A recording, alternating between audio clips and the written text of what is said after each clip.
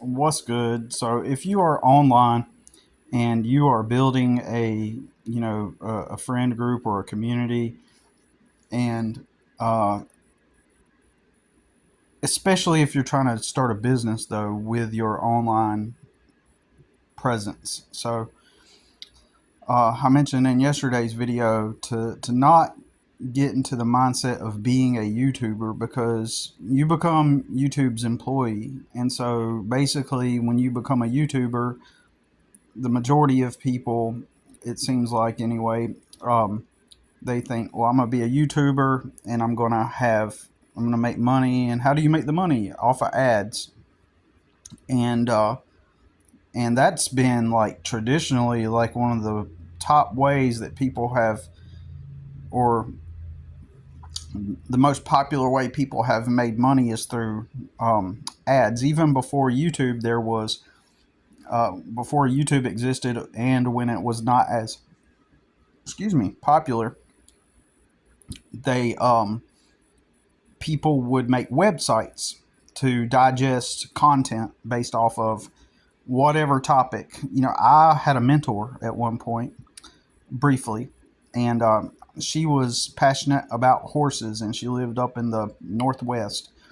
And so she made a website about horses, and and and she built a brand around herself and her passion for horses, and she offered some kind of product or service. I think that she wrote an ebook and she sold the ebook.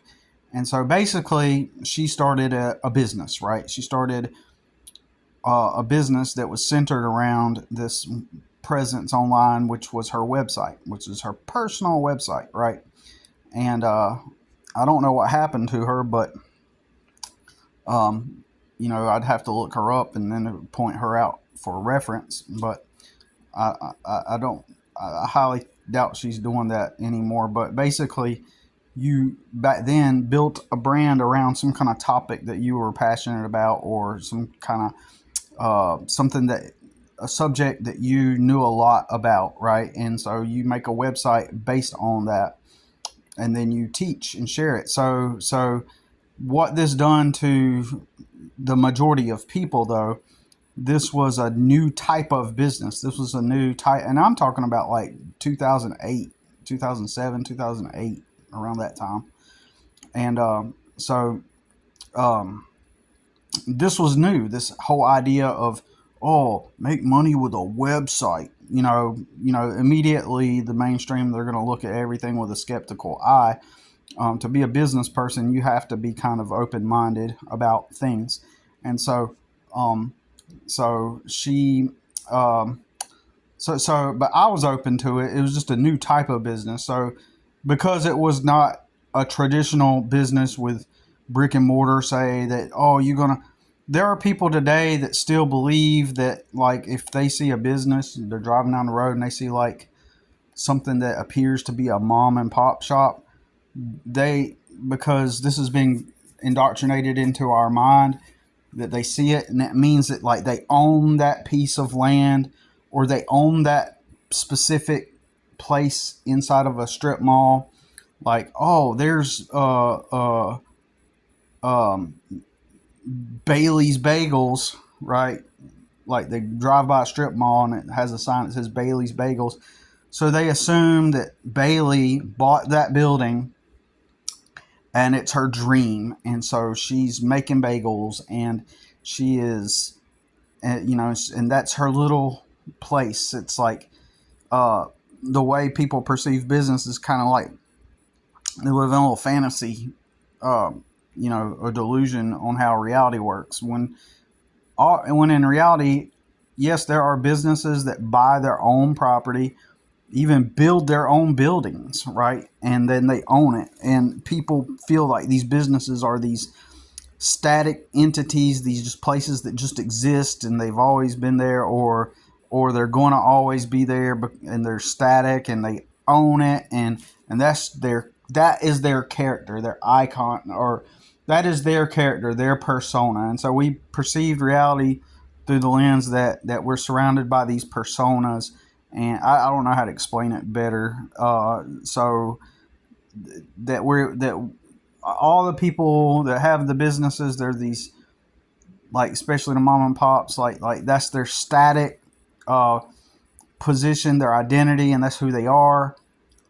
I wish I could explain this better. It's sort of like imprinted into our minds by like movies and TV, like watching Flintstones.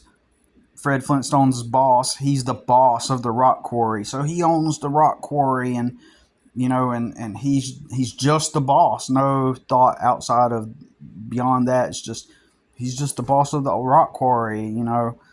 Like no one thinks beyond what that means. Probably in that universe, Fred's boss, bought some land and bought some machines, uh, filed for, you know, a tax structure, or what we in the business realm understand as a corporation. Like, just fill out some paperwork and it tells you how you're going to pay your taxes, and that is the corporation. That is a corporation. It's just a corporation is not this thing that it just exists. Like it is technically, it is just simply how that company is going to pay their taxes. That's all that is. So for the most part anyway, right? So it's just like a limited liability corporation. Like, usually that's what most people get, and it costs $120. And guess what? You're a corporation. For $120, you become equal to Amazon, McDonald's, Wendy's. And so today, right now, today, you can go on your government website and file for a limited liability corporation, and voila, you have a business. You have a business. You may not be making income or offer a product or service, but on paper, you have a business, right? And that's all that means. So, it's sad that we're not fundamentally taught that this is the reality of it. Instead, we're taught that, all these businesses are authorities of some type, and they offer the people the jobs. They just kind of static exist in our reality, and they offer the people the jobs, right? Start a slurp. Anyways, so I'm getting off a little bit on a tangent with that, but yeah, and we can dive into it. I'm not going to, but we can dive into the whole, what a private company is, what a public company is. Like, to my knowledge, for example, Starbucks. I'm really not going to dive into it, but I'm just going to say a couple things real briefly. To my knowledge, Starbucks is still a private company, where there aren't like public shareholders, and being a shareholder means that you own a little portion of the company, right, in general, right? And so Starbucks is a private company, and so, and they're a corporation, obviously, because of their tax structure, because of however they have it filed. I would guess that they probably have a C corp, maybe. I don't remember how all the different tax structures work. But after you get past certain financial levels, a business will change their their tax status. And so, for example, after a LLC, after an LLC earns $10,000 in a year, if I'm remembering correctly, because I'm not there, right? I'm not at that place. But after they are making $10,000 a year,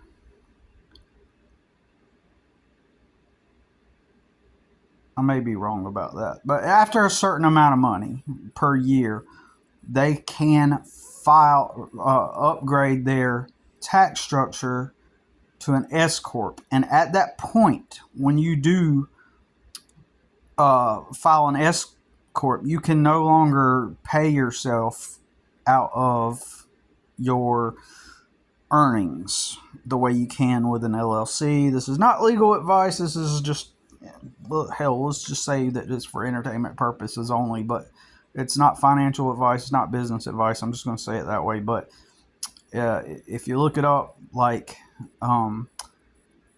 after a certain amount that you get paid annually, you can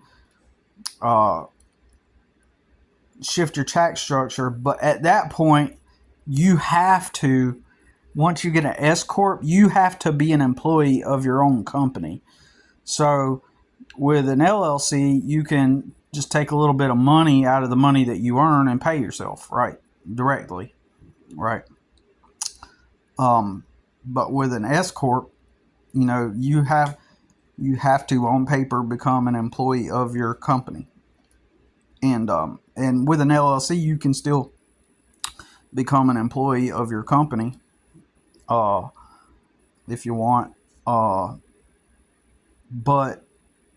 if you're doing business at a small scale, you just do all the math, and then whatever's left over for you to pay yourself, then you can pay yourself.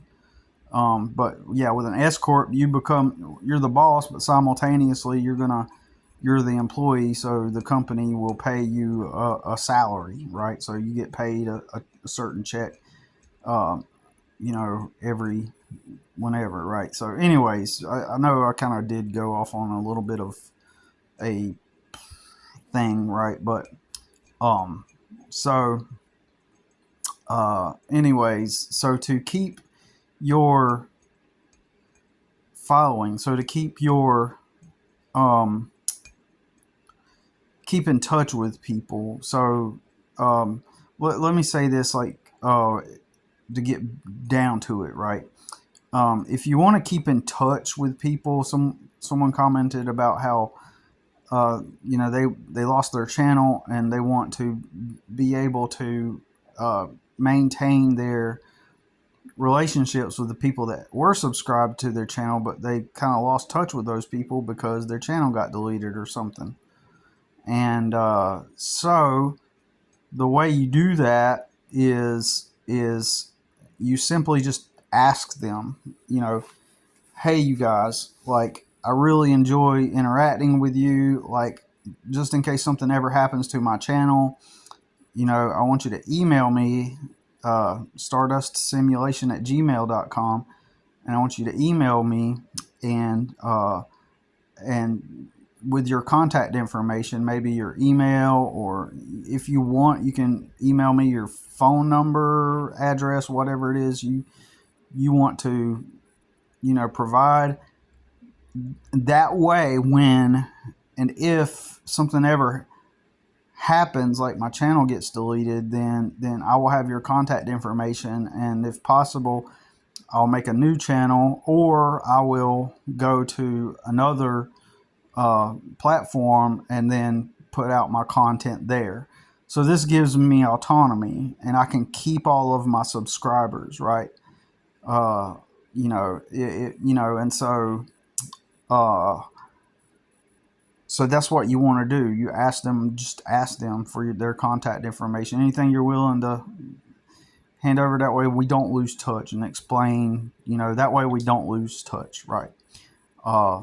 And so, but there's also another way, whether you're doing a business or personal account, you could, at your end of your videos or at the beginning, whenever, like, hey, guys, like, I want to, just in case something ever happened to this channel, I want to be able to stay in touch with y'all. And so, you can go, you get you a .com, like stardustsimulation.com, and then forward that domain name to a website or a landing page where you can have an opt-in form to receive emails, and you use a service like MailChimp, or there's other ones, but MailChimp is one of the most popular, and just basically people fill out their information and they give you their contact information. So that way, just in case something ever happens, you know, you still have your contacts. And then once you get those, if I'm not mistaken, and I may be wrong, but I think I'm accurate about this, like you can, once you have your contacts in MailChimp, you can print out a list of all of your contacts with all of their information. And so I would personally save a physical copy of all of my leads, of all of my contacts. And I say leads if you're doing a business, right, too, right? So if you have a following of people that want to support your endeavor, like say, whether that be providing some kind of informative content, information that helps people, or you're selling a product or service, it just keeps them in your close contact list. Like it keeps them in close contact with you. And then that way you can never lose your YouTube channel, or if you can never lose your followers, in that sense. It gives you some autonomy and control over that. Whereas if you just make content and you're a YouTuber and you're just reliant on ads and you never try to make a personal relationship with your followers, and then all of a sudden your channel gets deleted, then you've lost them all, right? So Stardust alert. So that's what I was trying to say in my video yesterday, that that's how you keep people keep people within your circle and not lose contact. Because let's just say that you're doing a business right out of it, and like you sell some kind of product or service. Maybe you've written an informative ebook that helps people, right, with some kind of task or challenge, and you sell that. And that is no different than Bailey getting some money up and selling bagels, right? Everybody's got to eat, right? So Bailey's got to eat and have a place to reside at night, so she's got to get paid. So, I don't think anyone in their right mind would expect that Bailey suffer and not have a place to reside at night and take a bath and eat meals, just so that she can provide us the bagels, right? She deserves a place to go to at night, and so that's why we pay, for her bagels, right? And so in the same way, if you start a business offering some kind of non-physical object like an ebook, it's literally the same structure. You're offering some kind of value in exchange for other value, right? And so and you sell that ebook, and then that's how they support you. And back in the day, like I said, it was just done through websites, and there was ways to upload videos onto those websites too, embed videos. But with the advent of more technologically advanced platforms like YouTube, that enabled you to, like, you can, it just shifted everything, and then you could embed a YouTube video into your website. And but then this whole phenomenon that is the influencer became a thing a decade and a half later, something like that. And where just people can just mindlessly goof off and do,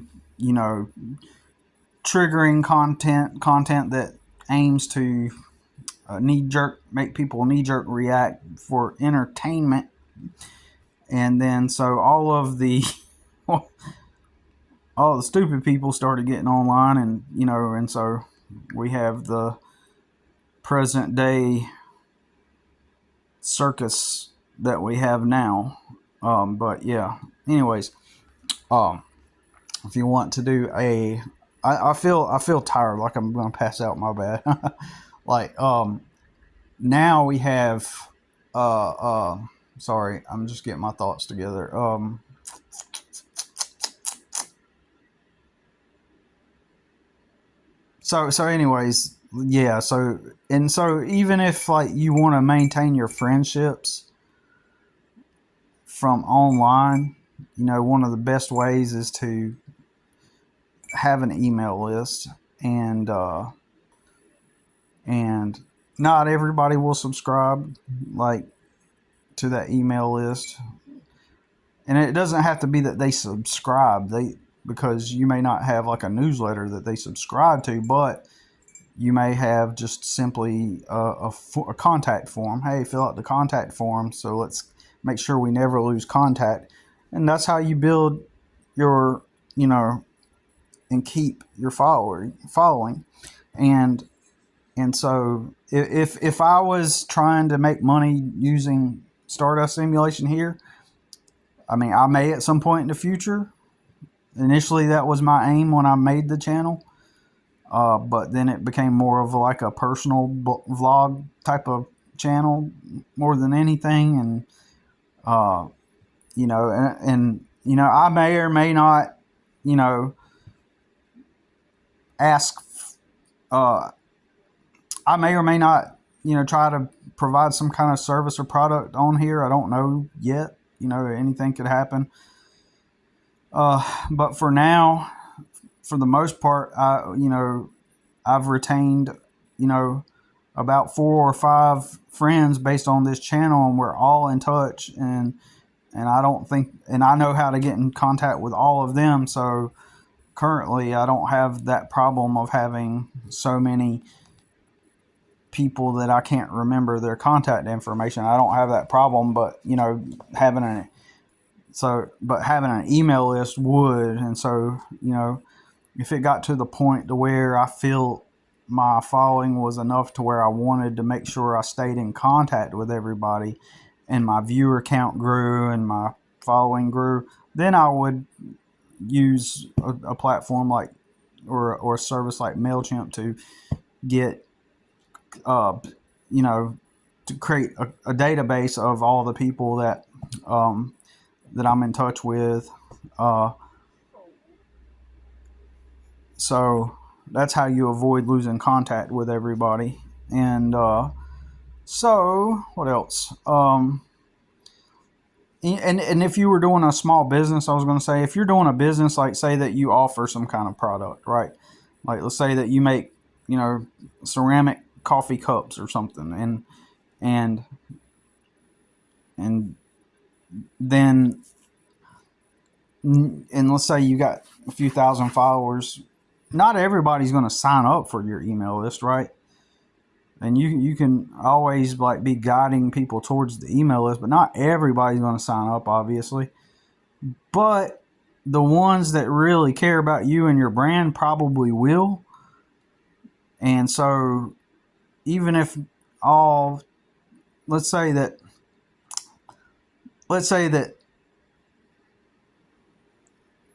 you've got a few thousand people, and only out of a few thousand, only 300 decide to go out of their way to sign up. Well, that means that they're probably your more dedicated supporters anyway, and so that's okay, even if not everybody signs up. Maybe those are probably your core fans, because if they're willing to sign up for something for you, and to support you and to be in touch with you, then they probably are the best people to sign up. Even though it may not be thousands, it might be a few hundred. That's better, and then, anyways, just wanted to make a video about that, and that's it.